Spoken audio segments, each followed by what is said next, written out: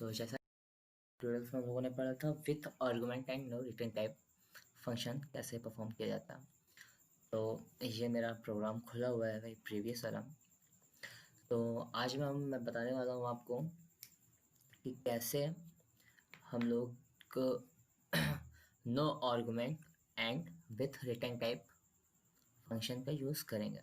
तो उसके लिए मैं एक न्यू फाइल ओपन कर लेता हूँ, ठीक है। तो मैं हेडर फाइल से स्टार्ट करता हूँ कोडिंग studio.h। मैं एक मैसेज पहले प्रिंट कर देता हूँ कि कौन सा प्रोग्राम है ये जी। तो ये है no argument and with return type, ठीक है जी। Hash conio.h। अब देखिए ये चूँकि अब ये मेरा जो प्रोग्राम बना रहा हूँ मैं, जो बनने वाला है वो कैसा बनेगा, वो बनेगा विथ रिटर्न टाइप का। तो रिटर्न टाइप कोई भी ले सकते हैं आप, चाहे वो इंट हो, कैर हो, फ्लोट हो, डबल हो, बट मैं यहाँ पे इंट लूँगा, इंटेजर, ठीक है जी। कोई फंक्शन नाम ले लीजिए आप सब, मैं ऐड ही ले लेता हूँ या फिर ऐड 1 कर दीजिए, आप कुछ भी कर दीजिए, कुछ भी कोई भी ले सकते हैं आप। यहाँ पे कॉलन, तो ये मेरा क्या हो गया, ये फंक्शन क्या हो गया, फंक्शन डिक्लेरेशन या फिर फंक्शन प्रोटोटाइप डिक्लेरेशन, आप जो भी कुछ भी कर सकते हैं। अब यहाँ पे मैं एक void मेन ले लूँगा। अच्छा देखिए void मेन आप उसको void रखिए या फिर इंटीजर रखिए, इससे मैटर कुछ नहीं करता है, ठीक है। मेन फंक्शन आप void रखिए या मेन, ये मैटर नहीं करता है, ठीक है। आप जो फंक्शन बना रहे हैं, आप जो प्री डिफाइंड फंक्शन बना रहे हैं, सॉरी यूजर डिफाइंड फंक्शन आपका बन रहा है, मैटर वो करता है कि वो किस कैटेगरी का है, कि वो रिटर्न टाइप का है या फिर रिटर्न टाइप का नहीं है, मतलब वो नल टाइप का है या फिर रिटर्न टाइप का है समथिंग, ठीक है। तो मैटर ये करता है। तो सबसे पहले मैं क्या करता हूँ, स्क्रीन क्लियर करता हूँ जी। अब देखिए यहाँ पे मैं क्या करूँगा कि मेरे को कोई आर्गुमेंट तो है नहीं, ठीक है। तो रिटर्न टाइप में होता क्या है बताऊँ आपको भी। सबसे पहले मैं क्या करता हूँ, एक फंक्शन कॉल कर लेता हूँ, मैं add1 फंक्शन कॉल कर लेता हूँ जी। अब इसको मैं छोड़ के कैप्सियस करता हूँ। अब मैं आगे कभी बताऊँगा आपको कैसे करना है। यहाँ पे मैं फंक्शन डिफिनेशन लिखता हूँ इन add1। अब चूँकि इसमें कोई आर्गुमेंट नहीं है, तो इसका मतलब ये है कि जब फंक्शन हम लोग कॉल करेंगे तो कोई भी पैरामीटर हम लोग पास नहीं करेंगे, है ना। और ना ही ये कोई पैरामीटर रिसीव करेगा। मतलब यहाँ पे एक्चुअल पैरामीटर होता है ना, है ना, एक्चुअल पैरामीटर यहाँ पे होता है, उसको एक्चुअल पैरामीटर कहते हैं। और यहाँ पे जो पैरामीटर होता है उसको फॉर्मल पैरामीटर कहते हैं। तो चूंकि ये नो आर्गुमेंट है, तो यहाँ पे जाहिर सी बात है कोई भी इनपुट नहीं होगा, मतलब कोई भी पैरामीटर नहीं होगा। अब तो इसका मतलब होता है क्या, अब विथ रिटर्न टाइप का मतलब क्या होता है, देखिए इसका मतलब ये होता है कि जो भी कोडिंग होगी, जो भी इनपुट होगा, हम लोग उस फंक्शन के अंदर ही उसको इनपुट कराएंगे। मतलब सपोज मुझे 2 नंबर अगर ऐड कराना है, तो मैं इस फंक्शन के अंदर ही वेरिएबल बनाऊंगा, उसके वैल्यू दूंगा और वहाँ पे सम कराऊंगा। लेकिन जो उसका आउटपुट होगा वो वहाँ पे ना ले करके मैं इस आउटपुट को इस मेन वाले फंक्शन में लाऊंगा रिटर्न, जिसका मतलब होता है रिटर्न टाइप। ओके, अब देखिए क्या होता है। यहाँ पे मैंने वेरिएबल डिक्लेयर किया, suppose a is equal to 10, b is equal to ले दीजिए आप 40 दे दीजिए, एंड एक वैल्यू ले लीजिए, एक और वेरिएबल लीजिए जिसमें आप सम करा रहे हैं, सम, ठीक है। अब सम मेरा क्या आएगा, सम मुझे चाहिए a प्लस b। ओके, अब यहाँ पे रिटर्न का मतलब होता है कि कुछ रिटर्न न दें आप, कुछ कोई आपके उस फंक्शन से क्या रिटर्न आएगा, ठीक है। अब ये रिटर्न क्या करेगा, ये यहाँ से रिटर्न s की वैल्यू क्या आएगी, s की वैल्यू आएगी 10 प्लस 40, और ये रिटर्न कहाँ पे जाएगा, ये रिटर्न हमारा जो कंट्रोल होगा वो कंट्रोल बैक हो जाएगा ऐड फंक्शन में, ठीक है।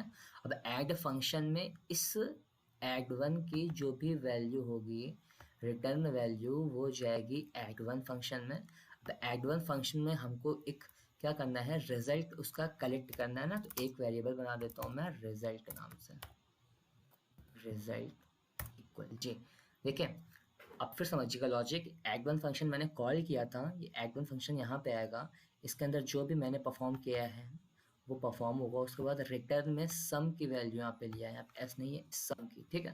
यहाँ पे मैंने सम की वैल्यू मैं रिटर्न करा रहा हूँ, और सम की वैल्यू 10+40 होके कहाँ पे आएगी, ऐड वन में। ऐड वन फंक्शन में कंट्रोल वापस आएगा, और जो इसकी वैल्यू होगी वो ऐड वन फंक्शन में आएगी, और ऐड वन फंक्शन में वैल्यू जो आएगी उसको हम लोग रिजल्ट में स्टोर करा लेंगे। और यहाँ पे मैं क्या करूँगा, प्रिंटफ फंक्शन का यूज़ करके उस वैल्यू को मैं प्रिंट करा लूँगा, रिजल्ट। जी, ये मेरा प्रोग्राम कंप्लीट हो चुका है। आप इसको थोड़ा सा फॉर्मेट चेंज कर लीजिए, फॉर्मेट भी थोड़ा कर लीजिए। Sum of two numbers are equal. जी, ये हो गया। मैं कंपाइल कराता हूँ, तो कोई एरर तो नहीं है।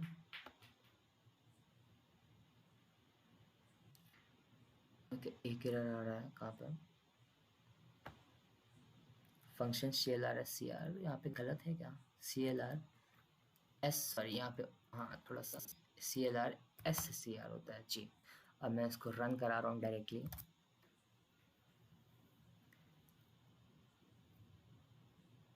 ये देखिए, सम ऑफ टू नंबर्स आर 50, ठीक है। तो हमारा आउटपुट आ चुका है। तो इसका मतलब ये होता है कि आप कोई यहाँ पे आर्गुमेंट पास नहीं किया हुआ है, क्योंकि ये नो आर्गुमेंट है।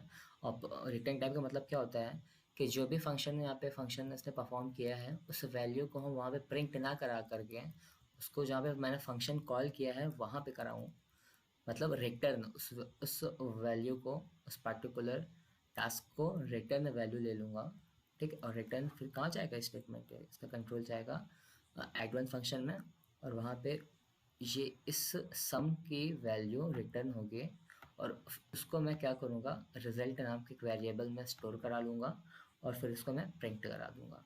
आप इसको, अच्छा, इसको मैं हमेशा आपको दो तरीके से प्रोग्राम बताता हूँ। एक आपको यूज़र इनपुट, क्योंकि बहुत इंपॉर्टेंट होता है, मैं तो ये आपको एक जनरली समझाने के लिए बता देता हूँ, लेकिन सबसे इम्पोर्टेंट क्या होता है कि यूज़र इनपुट से आप कैसे इनपुट ले पाते हैं या नहीं। तो मैं आपको प्रैक्टिस करा देता हूँ। एम्परसेंड ए की वैल्यू, आप कोई भी वेरिएबल लेंगे, एंड बी स्क्वायर, ठीक है। सॉरी जी, स्कैनफ का है, यहाँ प्रिंटअप नहीं होगा, ये स्कैनफ का फंक्शन है ना, स्कैनफ स्टोर करने के लिए। जी, ये मेरा स्कैनफ का हो गया। एक मैसेज आप दे दीजिए यूज़र को, एंटर नंबर स्लैश लगा दीजिए जी। तो ये हमारा हो गया है प्रोग्राम। अब इसको मैं फिर से एक बार कंपाइल कराता हूँ, रन कराता हूँ। ये देखिए,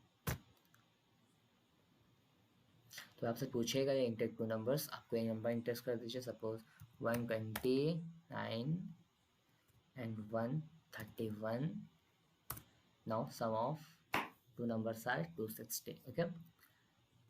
एक बार और मैं रन कराता हूँ, आपको दिखाता हूँ।